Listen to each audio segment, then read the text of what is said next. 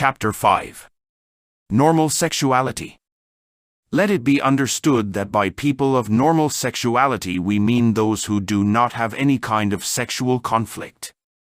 The sexual energy is divided into three distinct types.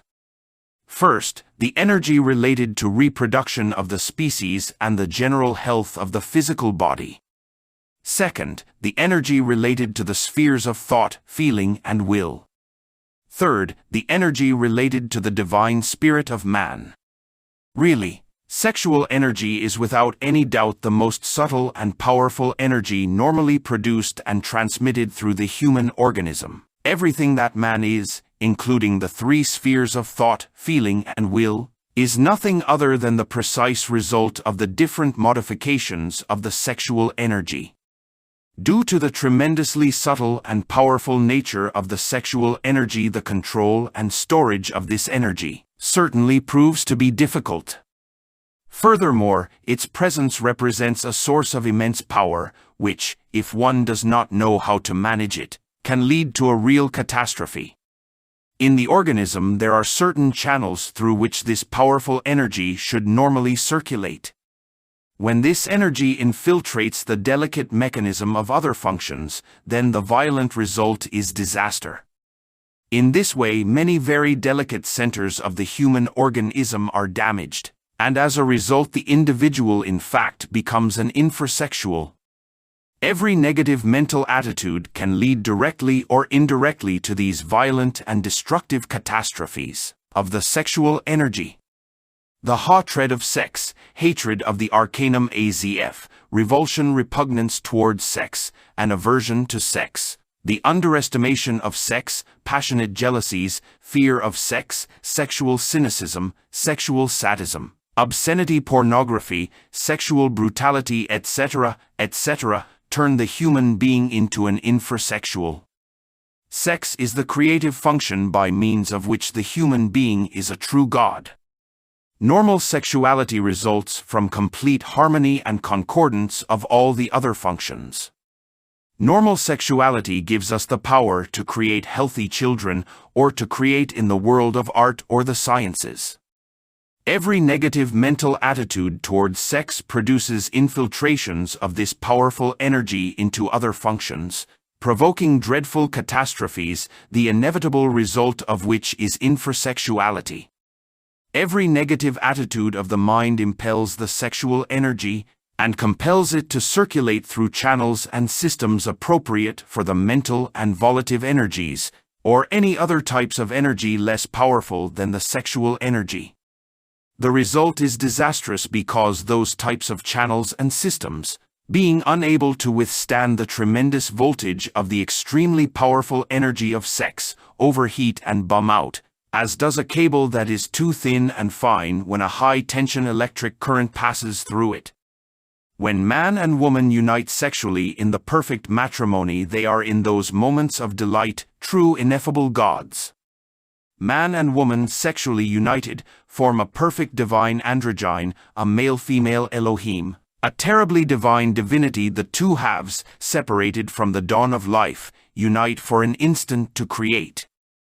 That is ineffable, sublime, this is a thing of paradise. The sexual energy is dangerously volatile and potentially explosive. During the secret act, during sexual ecstasy, the couple is surrounded by this tremendous and terribly divine energy. In these moments of supreme joy and of ardent kisses that fire the depths of the soul, we can retain that marvelous light to completely purify and transform ourselves. When we spill the glass of Hermes, when the loss occurs, the light of the gods departs, leaving open the doors, so that the red and sanguineous light of Lucifer can enter the home. The enchantment disappears and disillusion and disenchantment arrive.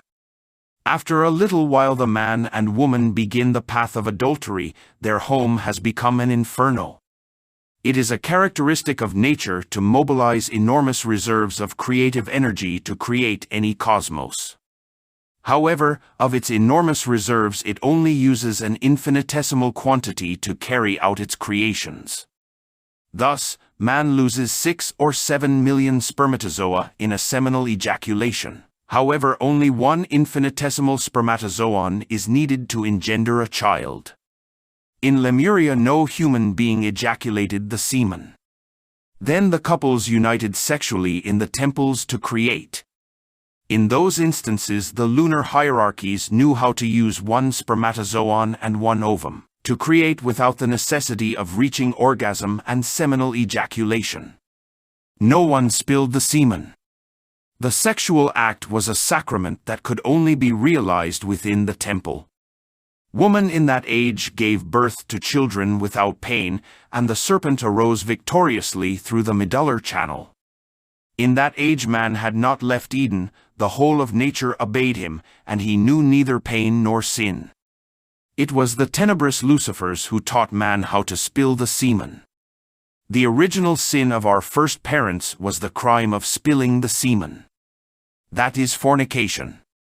When the mart of paradise fornicated, he then entered the kingdom of the Lucifers. The man of today is Luciferic. It is absurd to spill 6 or 7 million spermatozoa when only one is needed to create. One single spermatozoon escapes easily from the sexual glands without the need to spill the semen. When man returns to the point of departure, when he re-establishes the sexual system of Eden, the sacred serpent of Kundalini will arise victoriously again to convert us into gods. The sexual system of Eden is normal sexuality. The sexual system of the Luciferic man is absolutely abnormal. Not only does one fornicate physically, there is also fornication in the mental and astral worlds. Those who engage in lustful conversations, those who read pornographic magazines, those who attend cinemas where they show passionate erotic films, waste enormous reserves of sexual energy. These poor people use the finest and most delicate matter of sex, wasting it miserably in the satisfaction of their brutal mental passions. Sexual fantasy produces impotence of a psychosexual type. People with that kind of illness have normal erections, they are apparently normal men, but in the moment in which they try to connect the penis and the vulva, the erection abates, making the phallus fall, leaving the man in the most horrible state of desperation.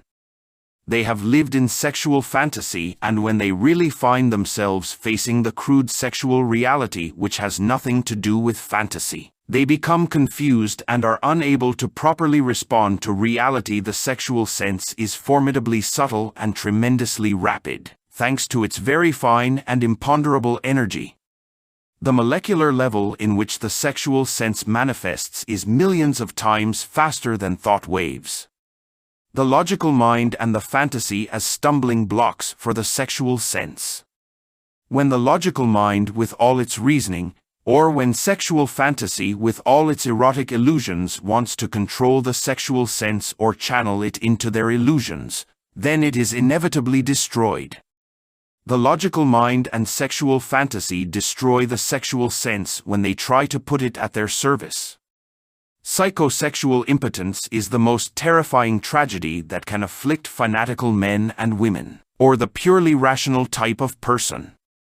The struggle of many monks, nuns, anchorites, pseudo-yogis, etc., to entrap sex in their religious fanaticism, to confine it in the prison of their penitences, to muzzle it or sterilize it, to prohibit all creative manifestation, etc., converts the fanatic into a slave of his own passions, into a slave of sex incapable of thinking of anything other than sex.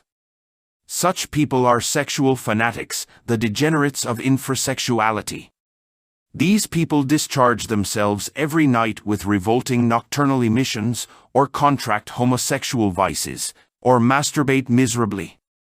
To want to imprison sex is like wanting to trap the sun. A man like this is the most abject slave of sex, and with neither benefit nor real pleasure. A man like this is an unhappy sinner. A woman like this is a sterile mule, a vile slave of that which she wants to enslave, sex.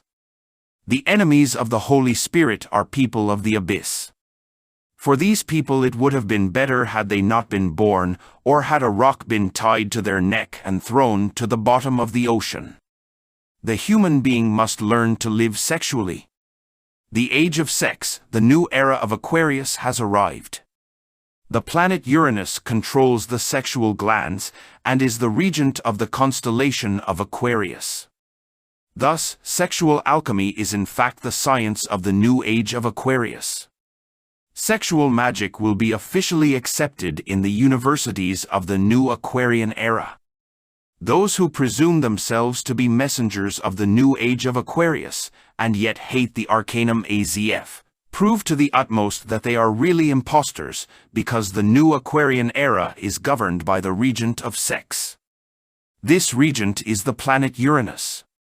The sexual energy is the finest energy of the infinite cosmos. Sexual energy can transform us into angels or into demons.